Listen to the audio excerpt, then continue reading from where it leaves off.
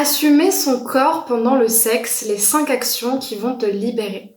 Bonjour à vous mesdames, j'espère que vous allez bien et bienvenue sur ma chaîne YouTube C'est mes plus, dans laquelle aujourd'hui je vais vous donner toutes mes actions de coach en amour, de coach aussi en estime de soi, pour vous permettre de vous libérer, de vous assumer pleinement pendant le sexe. Je trouve ça hyper important et je trouve que ce sujet il est beaucoup plus profond qu'il n'y paraît, justement parce qu'on pourrait associer le sexe à quelque chose de superficiel, mais le sexe c'est aussi l'énergie vitale, c'est aussi l'énergie de vie, l'énergie sexuelle, aussi l'énergie féminine ou masculine, donc c'est quelque chose qui vous permet vraiment de vous assumer dans ce que vous êtes, et pour moi une femme qui s'assume durant le sexe, qui assume son corps, c'est une femme qui est libre, c'est une femme qui ose être regardée telle qu'elle est, qui ose pleinement jouir de sa liberté dans tous les sens du terme, et donc c'est une femme qui sera libre aussi dans sa relation avec les hommes et dans sa vie.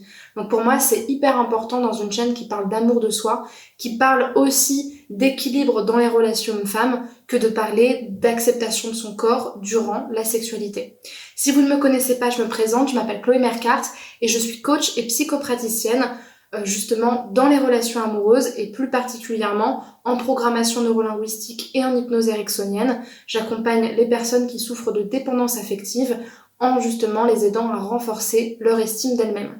Si vous n'êtes pas encore abonné à la chaîne YouTube, je vous invite à le faire maintenant en cliquant sur le bouton rouge s'abonner et en activant la cloche de notification pour recevoir tous les matins une de mes vidéos à 8h. Sachez également que j'ai mis à votre disposition une formation qui s'intitule « Incarner la femme sensationnelle, lumineuse et unique qui l'épousera » et qui se destine à toutes les femmes qui fréquentent des hommes sur les sites de rencontres, qui sont célibataires, qui plus généralement en ont marre justement de pas savoir si c'est elles ou les hommes le problème et pourquoi ça marche pas, et qui ont envie de cheminer à travers des premiers outils de coaching qui sont donc offerts dans une formation et qui vous permet justement de renforcer votre estime de vous-même et de savoir changer votre attitude pour que les hommes changent également leur attitude vis-à-vis de vous et que ce soit gagnant-gagnant. Donc si vous souhaitez vous procurer cette formation, je vous invite à aller dans la description de la vidéo, à cliquer sur le lien qui correspond à cette formation, à remplir le formulaire et ensuite vous la recevrez directement par mail. Donc maintenant que tout ça est dit, passons au vif du sujet, ce sujet qui vous permet d'assumer votre corps durant le sexe. Donc la première chose que je vous invite à faire quand vous avez du mal à assumer votre corps durant le sexe, c'est avant d'avoir un rapport sexuel, de manière générale, prendre une période pour vous regarder. Donc avant vraiment de penser à ce rapport-là, quelques jours avant, prenez le temps de faire ça. Prenez le temps d'observer votre corps nu, mais aussi en lingerie, peu importe, le plus dénudé qu'il soit. Observez pleinement votre corps, parce que quand on n'assume pas quelque chose, c'est que quelque part, on n'a pas réussi à l'accepter visuellement dans notre ressenti. Quelque part, c'est comme si on ne connaissait tellement pas et qu'on savait tellement pas comment nous-mêmes se regarder par rapport à ça, qu'on pouvait pas prédire et anticiper le regard de l'autre, donc on a besoin de le cacher, on a besoin de le camoufler, on a besoin de justement ne pas l'assumer. Or, si vous apprenez vraiment à observer votre corps, à vous habituer à le regarder de manière globale en l'acceptant et en acceptant ses différences et en les valorisant, ce sera beaucoup plus facile de justement le montrer à l'autre, le mettre en avant, l'assumer, l'aimer et donc que l'autre y voit quelque chose de beau, de magnifique et même de sexy et de désirable. Je vous invite vraiment, mais vraiment à faire cet exercice-là. C'est quelque chose que je fais quand j'accompagne des femmes qui manquent de confiance en elles ou alors d'estime d'elles-mêmes physique. C'est aussi ce que j'appelle l'exercice du miroir. On va dans la salle de bain ensemble et on apprend à se regarder. Et pas juste à se dire « Ah, là j'ai des bourrelets, là j'ai ci, là j'ai ça, mais ok, j'ai des bourrelets. Très bien, t'as des bourrelets, peut-être que tu les auras dans les 6 prochains mois. Donc de toute façon, ça te sert à rien que de te culpabiliser et de te dire que tu peux pas t'assumer parce que t'es grosse ou parce que t'as des kilos en trop. Donc comment tu vas apprendre à regarder ton corps aujourd'hui pour ce qu'il est, en dehors de tout ce que tu peux faire pour atteindre le corps que tu veux. Comment tu peux le regarder pour ce qu'il est et comment tu peux le rendre sexy pour ce qu'il est. Ça, c'est une première chose. Je vous invite également à mettre en avant personnellement et évidemment durant le rapport ce qui vous différencie et ce qui vous fait peur aussi. Moi, particulièrement, quand j'étais plus jeune, je trouvais que j'avais des grosses cuisses. Ou encore aujourd'hui, ça m'arrive souvent de pas aimer mon ventre parce que je trouve que j'ai un petit ventre, par exemple. Et je voudrais qu'il soit parfaitement lisse et que quand je suis, par exemple, je sais pas, dans une position, j'ai pas forcément envie de voir mon petit bourrelet. En fait, je l'ai. Donc, à un moment donné, soit je l'assume complètement et je le mets en avant, soit je le cache et je me sens pas bien. Donc ça aussi, c'est un apprentissage à faire, ne serait-ce que dans le miroir. Osez regarder ce qui vous différencie et le mettre en avant sans chercher à le cacher. Ça peut être également des traits de votre visage. Par exemple, bon là vous le voyez peut-être pas avec le rouge à lèvres et avec la distance, mais moi par exemple j'ai pas du tout les lèvres symétriques parce que j'ai une cicatrice à la lèvre qui date de mon enfance. Pareil, je suis souvent critiquée pour mon psoriasis qui apparemment est un problème. Moi je trouve que c'est très beau, et d'ailleurs les femmes qui s'assument avec leurs différences physiques, telle Winnie Harlow par exemple je crois, qui est un mannequin de Victoria's Secret avec le vitiligo, ça devient quelque chose de sexy, de beau et d'unique. Donc, en fait, tout ça, c'est une question de regard sur vous-même. Si vous acceptez ce qui vous différencie, il y a de très fortes chances pour que ça vous rende unique. Donc, vraiment, assumez-le, et ça s'apprend. Ce que je vous conseille également de faire, c'est, donc ça peut être une deuxième action par exemple, c'est de faire des cours de heels, de danse ou de pole dance, de danse féminine. Ça va vraiment vous aider. Ou si vous n'en avez pas l'occasion, au moins de vous faire par exemple une playlist sexy du type par exemple Etta James, I Just Want to Make Love to You, Earn It de je sais pas qui d'ailleurs, dans 50 nuances de Grey, toutes ces musiques là, Beyoncé qui fait Crazy in Love pour 50 nuances de Grey, il y a aussi I Put a Spell on You, pareil, qui a été fait pour la version 50 nuances de Grey, de Kiara, Your Body is My Party, quelque chose comme ça. Toutes les musiques très très sexy, et d'apprendre à juste vous regarder dans ce genre de musique ou à danser toute seule, de telle manière à vous trouver sexy, de telle manière à vraiment être dans cette ambiance-là. Parce que si vous assumez pas le fait d'être dans votre glace, dans votre chambre, à 21h du soir, à complètement essayer de vous exciter toute seule devant la glace, comment vous allez le faire devant quelqu'un? Franchement, si vous-même vous autorisez pas à faire ça, comment vous voulez le faire devant quelqu'un?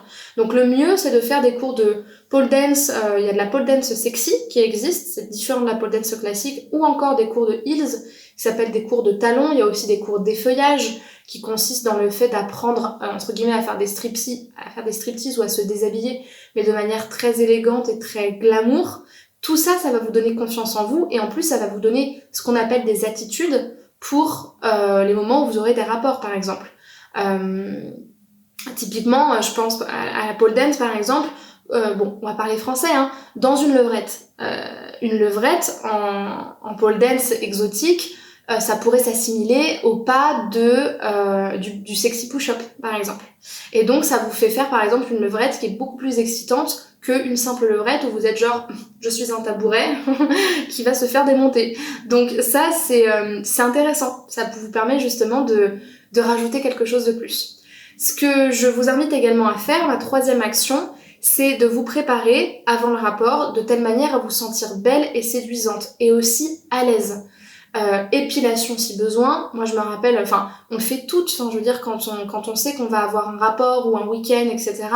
Se marquer dans son agenda épilation totale. Tu vois, genre c'est bon, t'es épilé, t'es on flic, tu sais que tout est clean, tu peux pas te demander durant le rapport, peut-être qu'il y a un petit bouc de poils que j'ai pas fait, etc.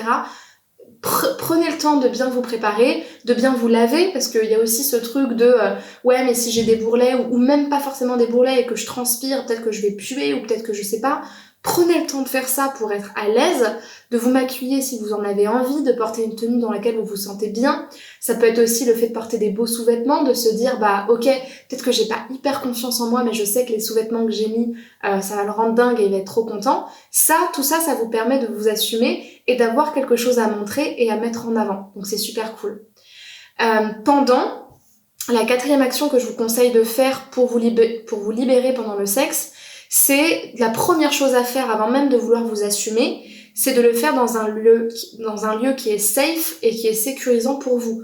Ça sert à rien de vous lancer dans des défis, de commencer à faire l'amour dans une cave, dans une forêt glauque, si déjà quand vous êtes dans un lit avec quelqu'un, vous n'arrivez pas à vous assumer. Faites-le dans un lieu qui est safe, qui est sécurisant, que vous connaissez, chez vous, chez lui, quand vous avez le temps. Même si vous avez besoin de le faire au début dans le noir pour apprendre à vous lâcher, bah faites-le comme ça. C'est toujours voilà la technique des petits pas. Ça sert à rien de vous mettre une grosse pression si déjà des petites choses ou des petites actions ça vous met mal à l'aise. C'est un apprentissage, hein, c'est vraiment un apprentissage de confiance en soi dans un domaine spécifique, qui est celui de la sexualité. Donc, commencez par des actions qui sont inconfortables, mais qui restent quand même surmontables. C'est important. Voilà, aussi en ce qui concerne les positions, ça sert à rien de commencer à faire je sais pas, il y a quoi comme position un peu bizarre. Moi, je pense tout le temps à la brouette inversée ou je sais pas trop quoi. Avant de faire la brouette, déjà essayez de vous sentir bien quand vous êtes dans un missionnaire par exemple. C'est pas forcément évident de regarder quelqu'un dans les yeux, de gérer le fait que voilà, il y a un rythme, il y a un mouvement, faut pas qu'on soit trop genre je suis une poupée, je bouge pas. Enfin, essayez déjà de maîtriser et de vous sentir à l'aise dans des positions où vous allez pas juste rester insensible et sans bouger, mais au contraire vous allez participer activement à ce qui se passe, plutôt que de faire des choses entre guillemets pour l'impressionner, mais qui vont juste vous mettre hyper mal à l'aise et au final vous allez pas du tout profiter du moment. Encore une fois, moi ce que je vous conseille dans les moments où vous avez des rapports, c'est justement de faire tout ce qu'il faut faire pour vous sentir suffisamment à l'aise pour vous lâcher. Parce que l'objectif c'est de vous lâcher en fait. L'objectif c'est vraiment de vous autoriser pleinement à prendre votre pied et à pas être dans ce truc, encore une fois, de catégorisation de la femme où elle doit être tout le temps propre, elle doit tout le temps avoir de la cyprine, mais peut-être 10 grammes de cyprine parce que si elle en a trop, c'est dégueulasse, elle doit tout le temps être bien épilée. Non, en fait, à un moment donné, la sexualité, c'est sauvage, c'est ce qu'il y a de plus...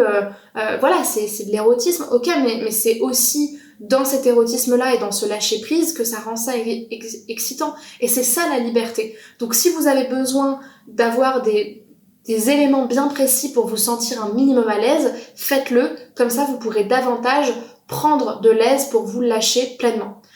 Donc, en fait, ce que j'ai envie de vous transmettre dans cette vidéo, c'est que plus vous montrez ce qui vous complexe, plus l'autre l'accepte et finit par le désirer ou par ne pas le remarquer.